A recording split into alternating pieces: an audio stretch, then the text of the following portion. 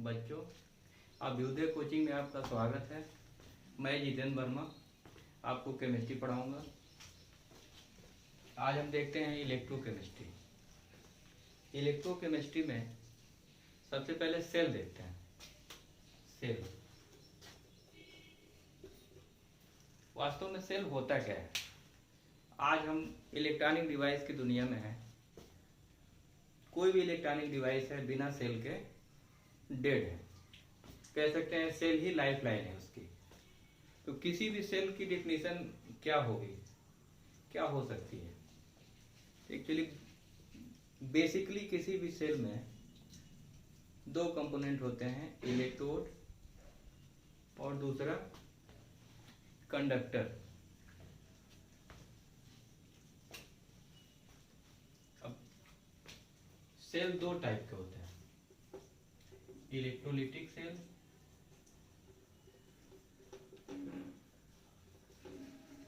और दूसरा galvanic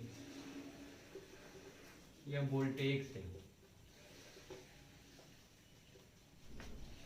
electrolytic cell electric energy को केमिकल एनर्जी में कन्वर्ट करता है और गैल्वेनिक सेल केमिकल एनर्जी को इलेक्ट्रिक एनर्जी में कन्वर्ट करता है। सबसे पहले हम देखते हैं इलेक्ट्रोलिटिक सेल।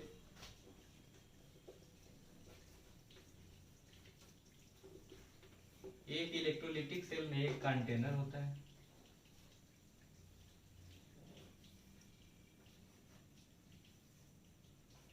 इस बेसिक इलेक्ट्रोलिटिक सेल में दो इलेक्ट्रोड होते हैं।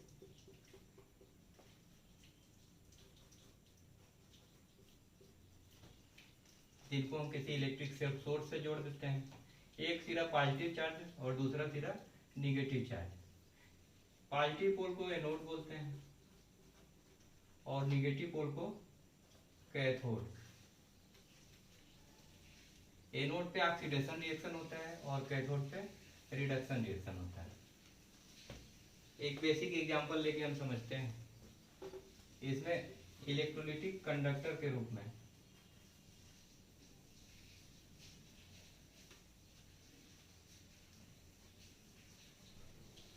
NaCl लेते हैं मोल्टेन स्टेट में।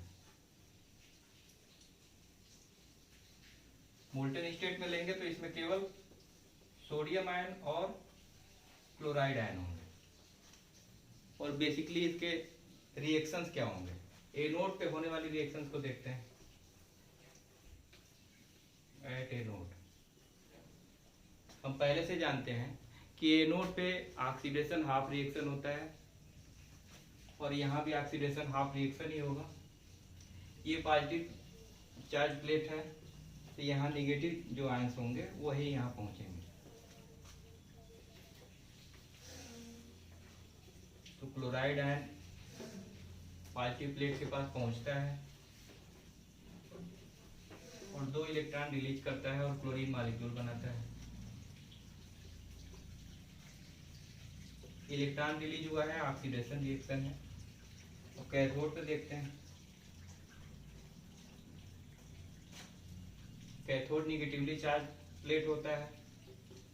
इस साल्ट सॉल्यूशन में सोडियम आयन कैथोड पे पहुंचेगा और कैथोड से इलेक्ट्रॉन प्राप्त कर रिड्यूस्ड फॉर्म में हो जाएगा और सोडियम मेटल में कन्वर्ट हो जाएगा। तो इस प्रकार हम देखते हैं इलेक्ट्रोलिटिक सेल में एक्सटर्नल सोर्स से इलेक्ट्रिक सप्लाई करते हैं तो केमिकल रिएक्शंस होता है। एनोड पे ऑक्सीडेशन के फलस्वरूप क्लोरीन बन रहा है और कैथोड पे रिडक्शन के फलस्वरूप सोडियम मेटल प्राप्त होता है। यही रिएक्शन अगर हम मोल्टेन स्टेट में एक्वस सॉल्यूशन के रूप में लें, NaCl का एक्वस सॉल्यूशन, तो प्रोडक्ट चेंज हो जाता है। हम देखते हैं एक्वस सॉल्यूशन में क्या यही प्रोडक्ट बनता है या कुछ दूसरा बनता है।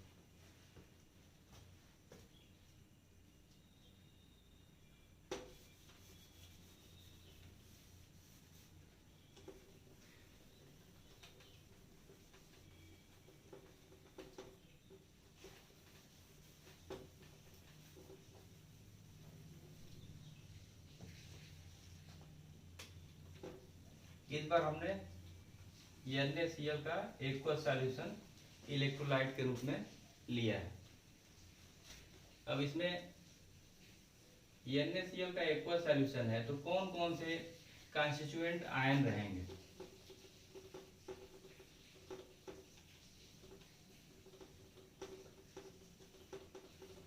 अब इतने सारे आयन हैं, 2 पॉजिटिव है सोडियम आयन और हाइड्रोजन आयन, और 2 निगेटिव है क्लोराइड आयन और हाइड्रोक्साइड आयन। अब कंपटीशन रहेगा।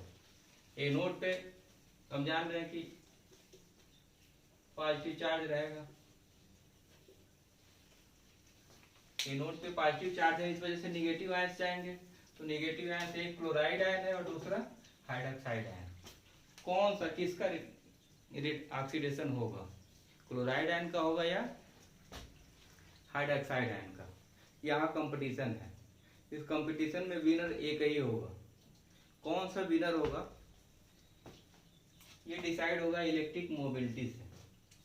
जिसकी मोबिलिटी ज्यादा होगी उसी का ऑक्सीडेशन होगा, और इलेक्ट्रिक मोबिलिटी डिसाइड होगी साइज से। क्लोराइड आयन और हाइड्रोक्साइड आयन ये दोनों में साइज किसकी छोटी होगी, जिसकी छोटी होगी उसकी इलेक्ट्रिक मोबिलिटी ज्यादा होगी। तो क्लोराइड आयन की साइज हाइड्रोक्साइड आयन की अपेक्षा छोटी होती है। तो इस कंपटीशन में विनर होता है क्लोराइड आयन, और क्लोराइड का ही ऑक्सीडेशन होगा। तो क्लोराइड आयन का ऑक्सीडेशन होगा तो आपका बनेगा क्लोरीन, और ये 2 इलेक्ट्रॉन रिलीज होंगे। Oxidation half reaction.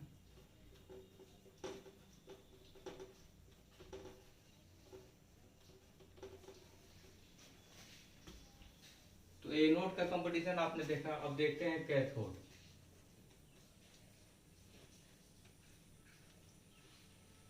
अब कैथोड पे भी कंपटीशन है। देखिए कैथोड निगेटिव प्लेट होता है तो वहां पे पहुंचेंगे पॉजिटिव आयंस। तो पॉजिटिव आयंस के रूप में ये सोडियम आयन और ये हाइड्रोजन आयन। तो दोनों में से कौन पहुंचेगा, कंपटीशन यहाँ भी है।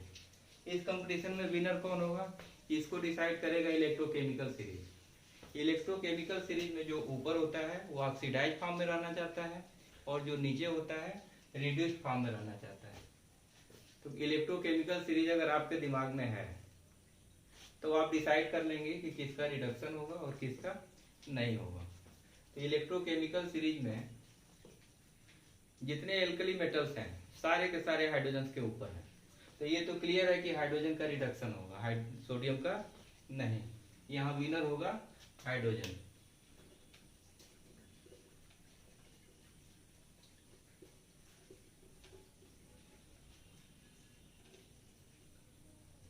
ये रिएक्शन आपका रिडक्शन हाफ से है, reduction half reaction.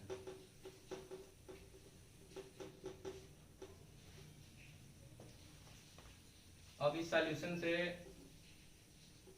Chloride ion निकल गए, हाइड्रोजन आयन निकल गए, बचता क्या है सोडियम आयन और हाइड्रोक्साइड आयन।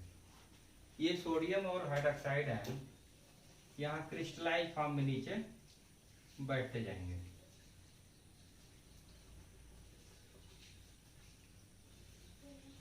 यानी कि इस इलेक्ट्रोलिटिक मेथड में बाई प्रोडक्ट के रूप में सोडियम हाइड्रोक्साइड बनता जाएगा, और सोडियम हाइड्रोक्साइड बनाने की ये मेथड। तो इस इलेक्ट्रोलिटिक सेल में आपने देखा कि सोडियम क्लोराइड को एक्वस फॉर्म में लेते हैं तो प्रोडक्ट के रूप में जो एनोड पे प्राप्त होता है और कैथोड पे प्राप्त होता है नॉन एक्वस NaCl के अपेक्षा प्रोडक्ट अलग अलग होता है। अब एक दूसरा एग्जांपल लेके हम समझते हैं कि प्रोडक्ट कैसे डिसाइड होता है। इस बार हम NaCl की जगह पे कॉपर सल्फेट का एक्वस सॉल्यूशन लेते हैं और देखते हैं कि एनोड पे क्या बनेगा और कैथोड पर क्या बनेगा।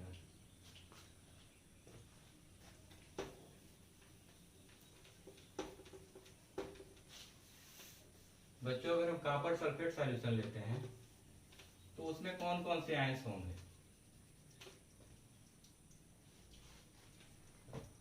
कॉपर सल्फेट किस कलर का होता है, आप जानते होंगे कॉपर सल्फेट का कलर ब्लू होता है। आप देखे होंगे जो आपके घरों में नॉर्मली ग्लू यूज होता है, 1-2 रुपए का मिलता है पैकेट, जनरली किस कलर का होता है? Light blue. वो कॉपर सल्फेट की वजह से ही ब्लू कलर उसमें आता है। तो उसमें मिलाते क्यों है? कॉपर सल्फेट पॉइजनस होता है, फंजीसाइड का काम करता है, तो सड़ने से बचने के लिए उसमें कॉपर सल्फेट मिला देता है। कॉपर सल्फेट एनहाइड्रस फॉर्म में व्हाइट कलर का होता है और हाइड्रस फॉर्म में ब्लू कलर का होता है। ये H2O के टेस्ट में भी यूज होता है। सपोज करिए कि ये दो ग्लास है, एक में H2O है, दूसरे में एल्कोहल है। आपको बताना है केमिकल रिएक्शन से कि कौन एल्कोहल है और कौन सा वाटर है। कैसे बताएंगे? स्मेल से नहीं बताना है, केमिकली बताना है। तो जनरली एक टेस्ट होता है, आप पीछे की क्लास में पढ़े भी होंगे। कॉपर सल्फेट लेते हैं, उसको गर्म तवे पे रखते हैं। गर्म तवे पे रखने पे डिहाइड्रेटेड कॉपर सल्फेट बनता है। कॉपर सल्फेट एनहाइड्रस, ये होता है व्हाइट कलर का।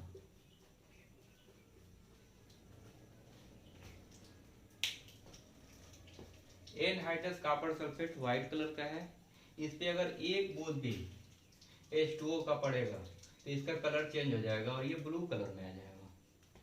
यानी कि हाइड्रेटेड कॉपर सल्फेट का कलर ब्लू होता है और एनहाइड्रस कॉपर सल्फेट का कलर व्हाइट होता है। अगर एनहाइड्रस कॉपर सल्फेट पे एक बूंद एल्कोहल का डालें तो उसका कोई कलर चेंज नहीं होगा। तो इससे क्लियर हो जाएगा कौन सा इसमें वाटर है और कौन सा एल्कोहल है। अब देखते हैं अपने मेन टॉपिक पे, silver nitrate copper sulphate. Copper sulphate का सॉल्यूशन लेते हैं तो एनोड और कैथोड पे क्या प्रोडक्ट प्राप्त होंगे?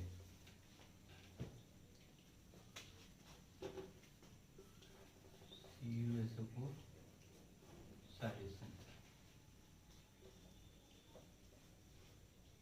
तो कौन कौन से आयंस रहेंगे इसमें?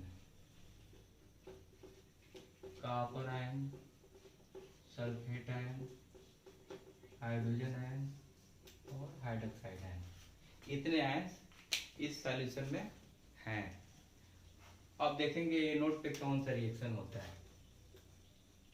एनोड आप जानते हैं इलेक्ट्रोलिटिक सेल में पॉजिटिव पोल होता है, इस पे निगेटिव आयंस ही आएंगे। इसमें दो निगेटिव आयंस हैं, सल्फेट आयन और हाइड्रोक्साइड आयन। दोनों में कंपटीशन रहेगा, किसका ऑक्सीडेशन होगा, कौन अपने को ऑक्सीडाइज करेगा। तो ये इसका डिसीजन कैसे होगा? इलेक्ट्रिक मोबिलिटी से, और इलेक्ट्रिक मोबिलिटी डिसाइड होती है साइज से। स्मॉलर साइज की इलेक्ट्रिक मोबिलिटी ज्यादा होती है कंपेयर टू लार्जर साइज।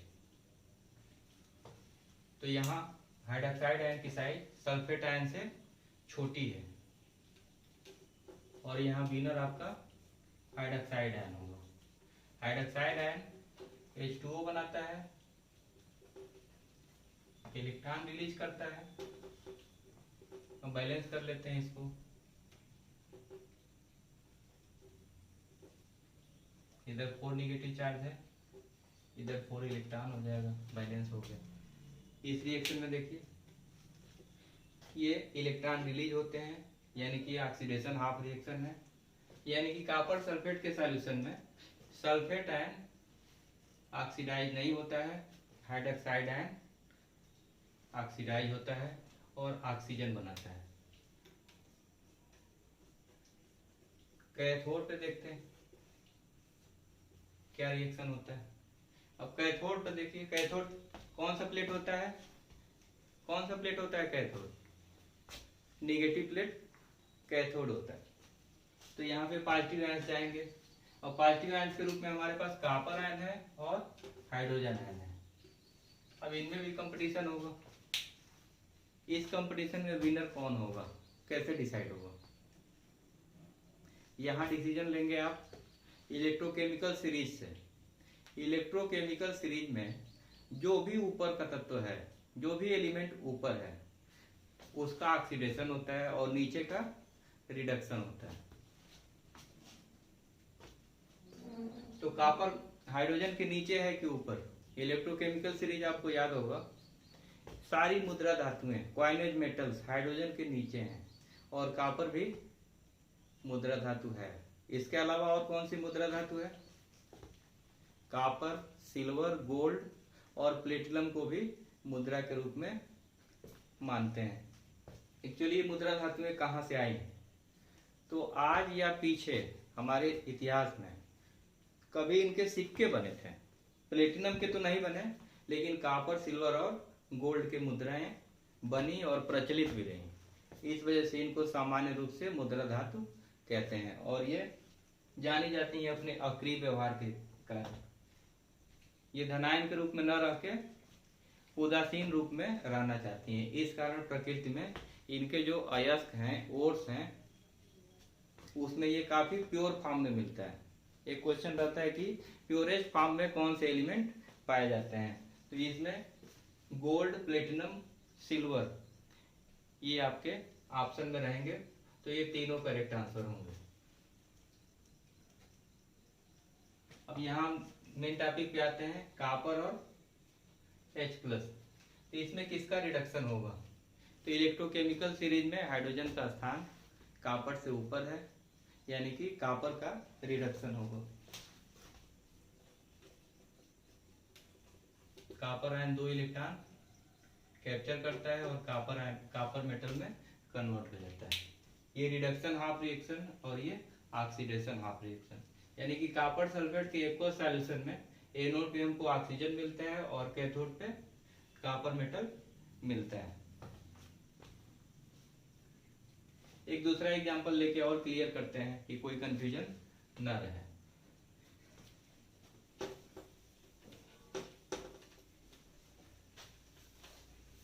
इस बार एग्जांपल हम लेंगे सिल्वर नाइट्रेट का।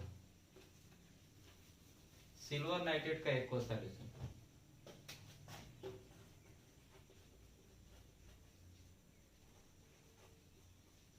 सिल्वर नाइट्रेट का एक्वस सॉल्यूशन लेते हैं तो इसमें कौन कौन से कॉन्स्टिट्यूएंट आयन होंगे?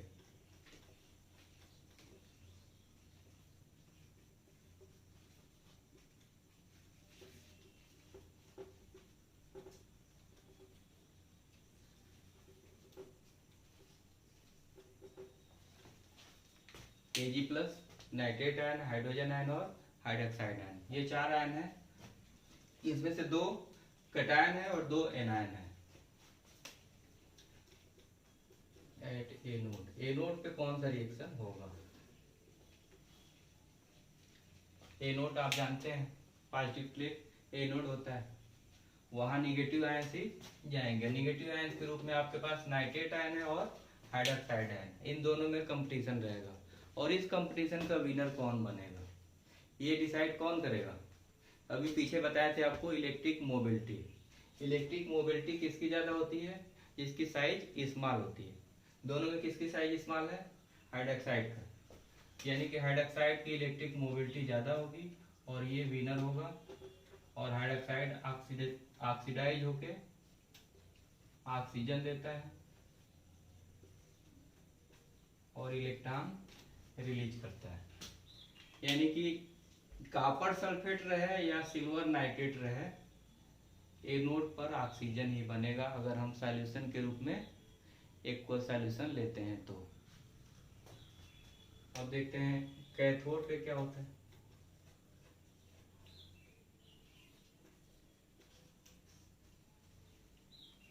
कैथोड पे रिडक्शन होता है। किसका रिडक्शन होगा? निगेटिव प्लेट कैथोड है तो कैटायन जाएंगे। एक कैटायन सिल्वर है और दूसरा हाइड्रोजन है। इसमें विनर कौन होगा? इसका डिसीजन कैसे होगा? अभी पीछे बताया था, इलेक्ट्रोकेमिकल सीरीज डिसाइड करेगा। इलेक्ट्रोकेमिकल सीरीज में जिसका स्थान नीचे होगा उसका रिडक्शन होगा। और किसका स्थान नीचे है आपको पता होना चाहिए कि मुद्रा धातुओं का स्थान हाइड्रोजन से नीचे होता है। एल्कली मेटल्स और एल्कलाइन मेटल्स का टॉप मोस्ट में होता है और मिडिल में ट्रांजिशन एलिमेंट्स होते हैं। तो देखते हैं, तो सिल्वर आयन और हाइड्रोजन आयन दोनों में नीचे कौन है? सिल्वर आयन, मुद्रा धातु है। मुद्रा धातुओं का स्थान हाइड्रोजन से नीचे होता है।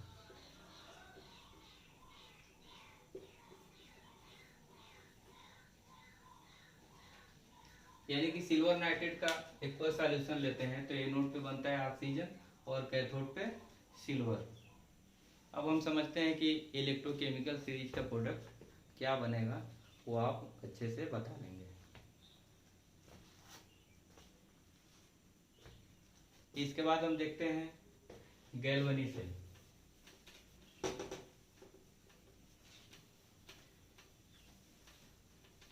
गैल्वनी सेल इलेक्ट्रोकेमिकल सेल से थोड़ा डिफरेंट होता है।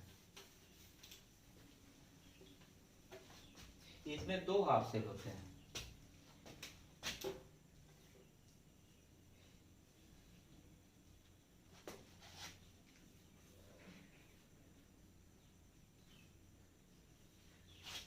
इलेक्ट्रोकेमिकल सेल में एक ही कंटेनर में दोनों इलेक्ट्रोड होते हैं, जबकि गैल्वनिक सेल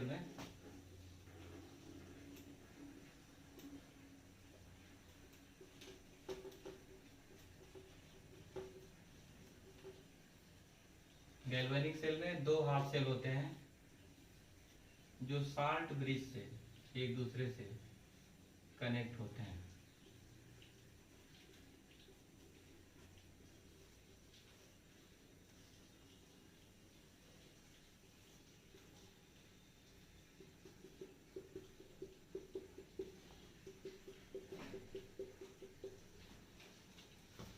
एक कंटेनर या एक हाफ सेल एनोड होता है,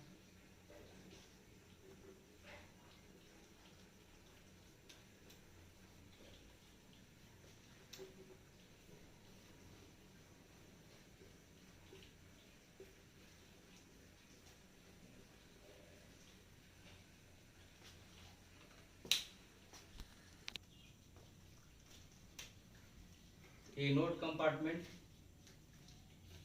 में जिंक रॉड है। इस जिंक रॉड पे निगेटिव चार्ज होता है और ये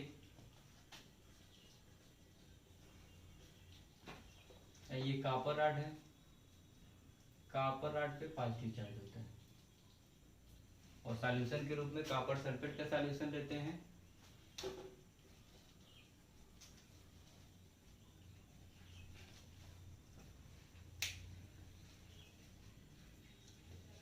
तो अब देखते हैं ये चार्ज आता कैसे है, कि जिंक रॉड पे निगेटिव चार्ज आता कैसे है। अब जानते हैं जिंक एक हाईली इलेक्ट्रोपॉजिटिव मेटल है। हाईली इलेक्ट्रोपॉजिटिव मेटल्स इसलिए जाने जाते हैं इलेक्ट्रॉन रिलीज करने के लिए, और जिंक जहां भी रहेगा इलेक्ट्रॉन रिलीज करेगा। तो जिंक मेटल्स जब लेते हैं हम, तो इस मेटल से जिंक 2+ आयन निकल के इस सॉल्यूशन में जाने शुरू हो जाते हैं। तो जिंक 2+ आयन जब निकल के इस सॉल्यूशन में आएंगे तो इस रॉड पे अपने दो इलेक्ट्रॉन, प्रत्येक एटम, हर एटम से दो इलेक्ट्रॉन यहाँ छूटते जाएंगे, यानी कि ये जो मेटल है निगेटिवली चार्ज हो जाएगा। ये बेसिक रिएक्शन होता है। जिंक मेटल कन्वर्ट होगा जिंक आयन में और दो इलेक्ट्रॉन रिलीज करेगा, और ये जो रॉड है निगेटिवली चार्ज हो जाएगी। और यहाँ कॉपर कंपार्टमेंट में क्या होता है, कॉपर आपका क्वाइनेज मेटल है। आप क्वाइनेज मेटल को जानते हैं, रेडियस फॉर्म में रहना पसंद करते हैं। तो इस सॉल्यूशन से कॉपर 2+ निकल के इस रॉड पे चिपकना शुरू हो जाते हैं। अब आप कहेंगे किसमें चिपकते हैं और किसमें से आयन विलयन में जाते हैं। इसका डिसीजन होगा मेटल के नेचर से। सारे मुद्रा धातुएं किस लिए जाने जाते हैं, रेड्यूस फॉर्म में रहने के लिए, इनर्ट होते हैं। और बाकी मेटल्स जाने जाते हैं अपने इलेक्ट्रोपॉजिटिव नेचर के लिए, इलेक्ट्रॉन रिलीज टेंडेंसी अधिक होने के लिए। तो इस सॉल्यूशन से कॉपर 2+ निकल के इस कॉपर रॉड से चिपकते जाएंगे फलस्वरूप इस रॉड पे पॉजिटिव चार्ज आ जाएगा। ओवरऑल ये रॉड निगेटिवली चार्ज हो गया और ये रॉड पॉजिटिवली चार्ज हो गया। और जब इनको हम किसी डिवाइस से कनेक्ट करेंगे, जब ये कांटेक्ट में आएंगे, तो आप जानते हैं कि फ्लो होगा, फ्लो ऑफ इलेक्ट्रॉन। किधर से किधर इलेक्ट्रॉन जाएंगे? जहां अधिक इलेक्ट्रॉन होंगे वो जाएंगे जहां कम होंगे, यानी कि लेवलिंग होगी, इलेक्ट्रॉन्स की डायरेक्शन ये होगी। और आप जानते हैं करंट का डायरेक्शन क्या होता है? Opposite of electron. ये आपके करंट का डायरेक्शन होगा। यानी कि जब इन दोनों हाफ सेल को कनेक्ट करते हैं साल्ट ब्रिज की सहायता से, तो पोटेंशियल डिफरेंस क्रिएट हो जाता है। एक एनोड कंपार्टमेंट का रॉड निगेटिवली चार्ज हो जाता है और कैथोड कंपार्टमेंट का इलेक्ट्रोड पॉजिटिवली चार्ज हो जाता है, और एनोड से इलेक्ट्रॉन कैथोड की ओर तेजी से जाने शुरू कर देता है। तो ओवरऑल हमने देखा कि केमिकल रिएक्शन हुआ, और इस केमिकल रिएक्शन से ये इलेक्ट्रॉन्स आपके इस कॉपर आयन को मिलेंगे एट कैथोड।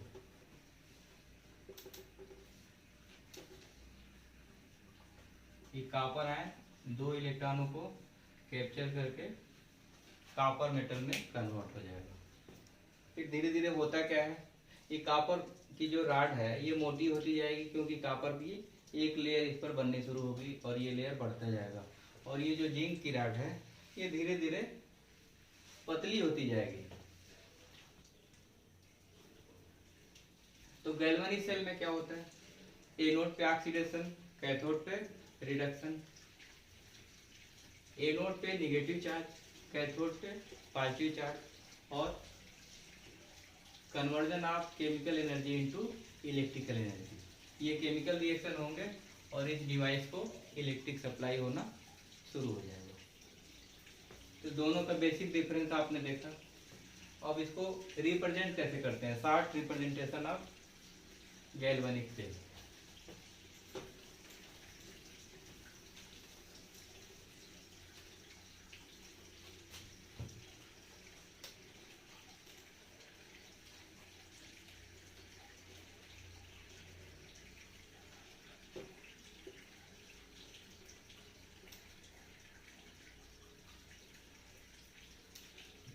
ये आपका एनोड कंपार्टमेंट है और ये कैथोड कंपार्टमेंट है, और ये दो लाइन साल्ट ब्रिज है।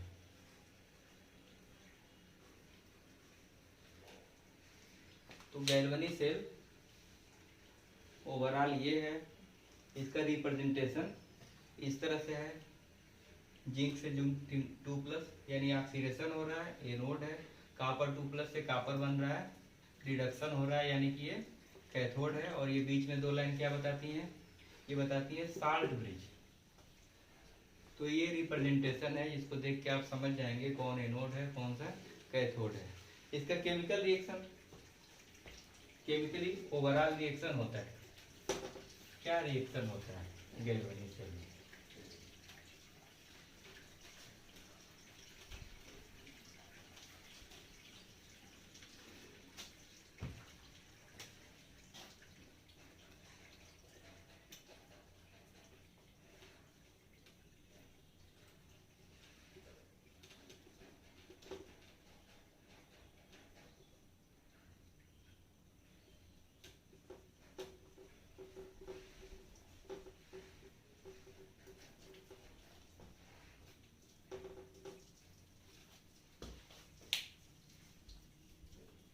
गैल्वेनिक सेल में जिंक का ऑक्सीडेशन होता है जिंक आयन में, और कॉपर आयन का रिडक्शन होता है कॉपर में।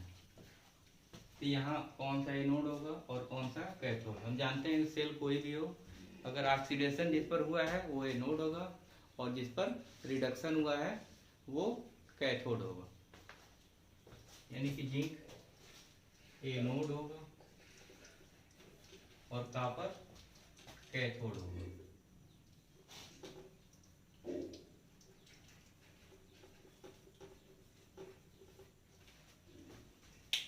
तो ये रिएक्शन फॉर्म हो गया, ये रिप्रेजेंटेशन है और डिटेल फिगर आपने देखा ही। इस प्रकार ये गैल्वेनिक सेल या वोल्टेइक सेल आपको क्लियर हो गया होगा। अब बाकी की चीज़ें हम अपने दूसरे लेक्चर में देखेंगे। Thank you.